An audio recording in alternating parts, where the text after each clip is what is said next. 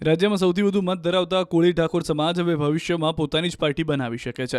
કોળી ઠાકોર સમાજ એક નવી જ પાર્ટી બનાવે એવી ઈચ્છા ઋષિ ભારતી બાપુએ વ્યક્ત કરી, જેને કોળી ઠાકોર સમાજના પ્રમુખે પણ સમર્થન આપ્યું. રાજકોટના દહીસરા ગામે યોજાયેલા શક્તિ માતાજીના નવરંગ માંડવામાં ઉપસ્થિત રહેલા ઋષિ ભારતી બાપુએ સમાજને એકજૂથ થવા આહવાન કર્યું. ઋષિ ભારતી બાપુએ સમાજના તાકાતનું વર્ણન કરતા કહ્યું કે આ સમાજ જેમની સાથે બેસે એની સરકાર બને અને જેમાંથી ઉઠી જાય એની સરકાર પણ ઉઠી જાય. આ ધાર્મિક કાર્યક્રમમાં મંત્રી કુંવરજી બાવળિયા, લોકસભા સાંસદ ગેનીબેન ઠાકોર, જાવંશ, ઋત્વિક મકવાણા, ગોપાલ ઇટાલિયા પણ ઉપસ્થિત રહ્યા હતા.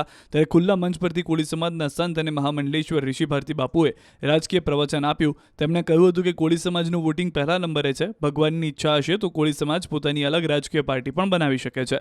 જે પાર્ટીમાં કોળી સમાજ બેસે તેની સરકાર બને અને જે પાર્ટીમાંથી ઉઠી જાય તેની સરકાર પડી જાય. તેમણે કોળી સમાજને વોટ અને નોટ સમાજ ફરતે રાખવા અને સમાજના ઉત્થાન માટે કામ કરવા માટે પણ આહવાન કર્યું હતું. ઋષિ ભારતી બાપુએ વધુમાં કહ્યું કે ભારતભરમાં કોળી સમાજનું 26 કરોડનું પ્રતિનિધિત્વ છે. સનાતન ધર્મમાં 125 કરોડમાંથી 26 કરોડ કોળી સમાજ હટી જાય તો શું થાય તે તમામ ધર્મગુરુ જાણે છે.